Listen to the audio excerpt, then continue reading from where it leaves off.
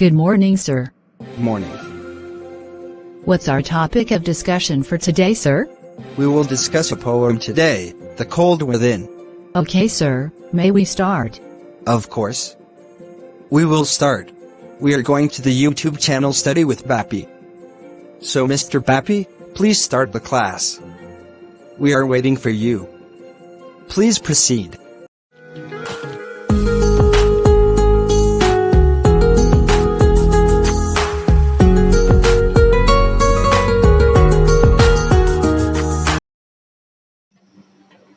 Welcome to my channel Study with Bappy. I am Bappy here, and today we are going to start a poem, The Cold Within, written by James Patrick Kenny. James Patrick Kenny it's an American poet, और इस जो poem में हम लोग करने जा रहे हैं, इस पोएम के अंदर the poet actually wants to say about the positivity of the human being, about the prejudices of the human being. अगर हम लोग देखेंगे एक्चुअली ये जो कविता है ये जेम्स पैट्रिक केनी का एक आयरनिक प्रेजेंटेशन है, और यहाँ पर हम लोग देखेंगे the ironic representation of the stories are being along with the using of the rhythmic lines are theirs. तो इसको हम लोग को फॉलो करना बहुत इंपॉर्टेंट है. तो ये कविता जो है is very much important for the upcoming students, and I would like to request to all of my students just to give a good importance, just to read the poem with great importance. और इसका जो question भी है you need to follow very carefully, so mind it. तो अब जो हम इस कविता को जब डिस्कस करेंगे तो हम लोग देखेंगे वहां पर 6 आदमी है, वो by happenstance, by accidentally actually they met in a jungle. वो वहां पर एक दूसरे के साथ मेट कर रहा है. तो उसके बाद चलो हम लोग इस कविता को डिस्कस करते हैं. तो हम लोग इस कविता को स्टार्ट करते हैं, जिसका पहला स्टैंजा शुरू होता है ऐसे. 6 men humans trapped by happenstance in black and bitter cold. Each one possessed a stick of wood, or so the stories told. Each man possessed a stick of hand. तो देखो 6 आदमी एक जंगल में वो मीट किए हैं. इस एक्सीडेंटली ये हुआ है, सो बाय चांस हो गया है. और वो लोग वो जो अंधेरा, जो जंगल का जो अंधेरा है और बहुत ठंड, वो जो उसका ठंड है उससे वो लोग कांप रहे हैं. सो वो क्या कर रहे हैं, वो 6 आदमी एक जंगल के अंदर बैठा है और उसके बीच में एक फायर, वो जो होता है वो फायर वहां पर जल रहा है. तो वहां पर क्या कर रहा है, उस हर एक आदमी के पास एक खुद का एक स्टिक है, लाठी है, और यहाँ से ही इस स्टोरी का शुरुआत होता है. Just have a look. They are dying fire in need of logs. The first man held his back. वो जो वहां पर फायर जल रहा था वो डाइंग था, वो प्राय बुझ रहा था. तो इसलिए क्या उसको लकड़ी चाहिए था, तो लकड़ी के लिए वो बुझ रहा था. तो हर एक आदमी के पास एक एक करके लकड़ी था, लेकिन द फर्स्ट मैन, जो पहला आदमी था, वो उसका पीछा दिखाकर वहां पर बैठा था. इसका मतलब ये बताया गया है कि वो उसका लकड़ी नहीं देगा. For one the faces around the fire he noticed one was black. जब वो देखा उसके पास में जो बैठा है वो एक काला आदमी है, ही वाज द ब्लैक. तब ये क्या सोचा, वो उस काले आदमी के लिए क्यों मैं इस लकड़ी को यहाँ पर दूं. अगर मैं इस लकड़ी को उस फायर में दूं, उस आग में दूं, तो उसमें जो वार्म हीट होगा उसमें वो ब्लैक आदमी बच जाएगा. वो खुद के बारे में नहीं सोच रहा है, वो अपने बारे में नहीं सोच रहा है, वो सोच रहा है कि वो ब्लैक आदमी बच जाएगा. Actually there is the confliction of the colours. तो इसमें जो हो रहा है देखो, डिस्क्रिमिनेशन, कलर्स का डिस्क्रिमिनेशन. मैं गोरा हूं, वो काला है. मैं मर जाऊं, दैट डजंट मैटर, लेकिन वो जो है मेरे पास जो बैठा है, जो ब्लैक आदमी जो बैठा है, उसको बचना नहीं चाहिए. मैं इसलिए मेरा लकड़ी उस आग में नहीं दूंगा. नेक्स्ट स्टैंजा देखो. नेक्स्ट स्टैंजा में बोल रहा है the next man looking cross the way and save and not one of that other's charge and couldn't bring himself to give the fire in his stick of beech. तो birch और birch हम जो बोलते हैं उसको, तो यहाँ पर देखना पड़ेगा जो नेक्स्ट आदमी था, जो दूसरा वाला जो आदमी था, वो वहां पर क्रॉस ऑफ द वे वहां पर बैठा था और वो क्या देख रहा था, saw one not of his charge. यहाँ पर देखो जो बगल में वो बैठा है वो मेरे चार्ज का आदमी नहीं है. इसका मतलब यहाँ पर रिलीजियन को हाईलाइट करा है, discrimination of religion. That means मैं चर्च का आदमी हूं, that means I am a Christian, but he is not, जो मेरे बगल में है.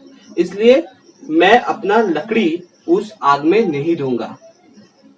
मैं मर जाऊं दैट डजंट मैटर, लेकिन उसको बचने नहीं दूंगा क्योंकि वो मेरा जो रिलीजियन है उसके बिलोंग नहीं करता है, उससे बिलोंग नहीं करता है. इसलिए मैं अपना लकड़ी उस आग में नहीं दूंगा.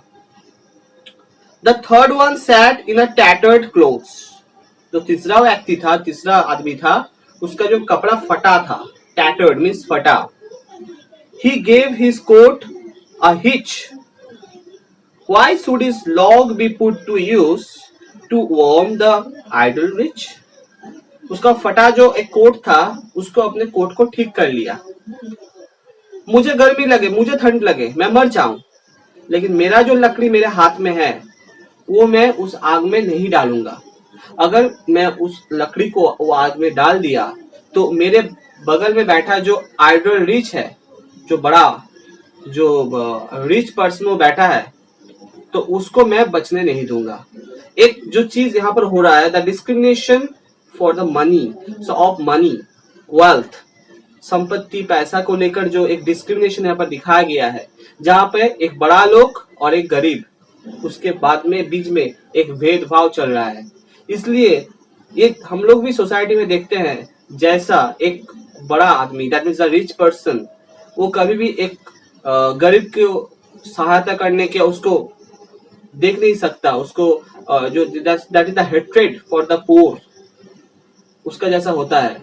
सेम टाइप से एक पोर आदमी का, एक गरीब आदमी का भी हेट्रेड होता है. किसके लिए? एक धनी के लिए, एक बड़ा आदमी के लिए, जैसे फॉर अ रिच पर्सन. तो यहाँ पर ये सीन यहाँ पर इस प्यारा में दिखाया गया है. The rich man just sat back and thought. वो जो रिच मैन था वो भी उसका बात सोच रहा था. Of the world he had in store. उसके पास इतना पैसा है, इतना संपत्ति है, वो क्या करेगा इसको लेकर, उसका क्या होगा. And how to keep what he has earned from the lazy shiftless poor. वो अपना पैसा, अपना संपत्ति वो कैसे उस गरीब लोगों से दूर रखे, कैसे उसको सेव करे, उसके बारे में सोच रहा था. तो यहाँ पर जो मरने जा रहा है उसका कोई चिंता उसके दिमाग में नहीं है, उसका कोई थॉट उसके दिमाग में नहीं है. वो क्या सोच रहा है, मैंने जो इतने दिन से मैंने जो पैसा कमाया है, मैंने इतने दिन से मेरा जो इतना संपत्ति मैंने अर्जित किया है, उसका क्या होगा. He was thinking about that. सोच के देखो कितना आयरोनिकल एक पोएम है. तो just coming to the next poem, next stanzas there. The black man's face bespoke revenge as the fire passed from his side. For all he saw in his stick of wood was a chance to spite the white. जो काला आदमी वहां पर बैठा था वो क्या सोच रहा था, मेरे हाथ में जो लकड़ी है, अगर मैं इसको आग में दे दूं उससे क्या होगा, जो व्हाइट जो आदमी है, गोरे आदमी, उस गोरे आदमी को मैं बचने नहीं दूंगा. क्यों मेरा लकड़ी को मैं ऐसे नष्ट करूं, क्यों मेरा लकड़ी को मैं आग में दूं, उससे जो वार्म हीट होगा वो तो गोरा लोग बच जाएगा, मैं भी बच जाऊंगा लेकिन वो भी तो बचेगा. मैं मर जाऊं दैट डजंट मैटर, लेकिन वो बचना नहीं चाहिए. The last man of this forlorn group, ये जो ग्रुप था, 6 आदमी का जो ग्रुप था, इसमें जो लास्ट वन जो आदमी था वो क्या बोल रहा है देखो. Did not accept for gain, giving only to those who gave was how he played the game. वो सोच रहा है, वो actually he was a businessman. वो अपना गेम के बारे में सोच रहा है, कैसे कारोबार को आगे ले जाऊं, कैसे गरीब लोग को शोषित करके उससे सब छीन लूं। वो अपने गेम के बारे में सोच रहा है, वो अपने प्लानिंग के बारे में, कैसे प्लानिंग को एग्जीक्यूट करे उसके बारे में सोच रहा है। वो अपने जीवन के बारे में नहीं सोच रहा है, वो बचेगा और मरेगा उसके बारे में वो नहीं सोच रहा है। वो सोच रहा है अपने बिजनेस के बारे में। Their logs held tight in death's still hand। कितना ट्रैजिक एक स्टोरी है देखो। जो लास्ट में बोला जा रहा है, लास्ट पैरा में बोला जा रहा है, वो जो लकड़ी था 6 आदमी के हाथों में, वो सख्त से वो लोग पकड़ के रखा था। Was poor of human scene। ये जो सीन यहाँ पर हुआ है, ये जो दृश्य यहाँ पर देखा जा रहा है, ये किसका फल है? ना उस लोग का पाप का फल है। वो जो पाप किया है उसका फल है। They didn't die from the cold without, they died from the cold within। बाहर का जो ठंड था उससे वो लोग नहीं मरा है, बाहर का जो ठंड था उससे वो नहीं मरा है, उस लोग के अंदर का जो ठंड था उससे मरा है। सो अंदर का ठंड में मतलब क्या बोलना जा रहा है? The hatred, the prejudice, the discrimination for the human beings, for other people। मैं सोच रहा हूं अपने बारे में, मैं मर जाऊं उससे कोई नहीं जाता, मेरे पड़ोसी जो है वो मर जाए इससे मेरा भला होगा। So actually the whole poem actually is there is a ironical representation of the poem। यहाँ पर स्टूडेंट तुम लोग को समझ में आएगा कि एक्चुअली पोएट क्या बोलना चाहता है। यहाँ पर जो बाहर का जो ठंड था वो लोग उससे बच सकते थे और मे बी वो लोग सरवाइव कर जाते, लेकिन अपने मन का अंदर, अपने हृदय का अंदर जो ठंड है उस लोग का, दैट मीन्स वो जो पाप है, जो सीन है, SIN सीन मतलब पाप, उससे वो लोग बच नहीं पाया।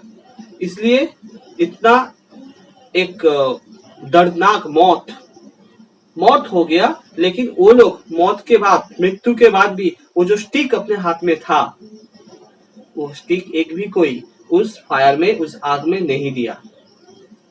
सो इस स्टोरी में, इस पोएम में हम लोग देखते हैं, so actually peoples are how much selfish। We need to overcome the situation, we need to think about that। ये जो गोरा काला, बड़ा उच्च नीच भेदभाव, धर्म का भेदभाव, इसको हम लोग को हटाना ही पड़ेगा। अगर हम लोग इसको नहीं हटा पाए तो क्या होगा? जो फ्यूचर जनरेशन है उसका बचना और भी क्रिटिकल हो जाएगा। सो हम लोग, my students, we need to promise to each other, हम लोग इस पे कोई विश्वास नहीं करें। We should always help each other, we should always just share our griefs, share our happiness with each other। This should be our main motive। इतना ही ये कविता कैसा लगा जरूर कमेंट बॉक्स में बताओ। अगर अच्छा लगा तो लाइक, शेयर और सब्सक्राइब जरूर करना। और कोई भी क्वेश्चन हो तो मेरा इनबॉक्स पे उस क्वेश्चन को भेज देना, मैं उसके साथ साथ आंसर और रिप्लाई भी दे दूंगा।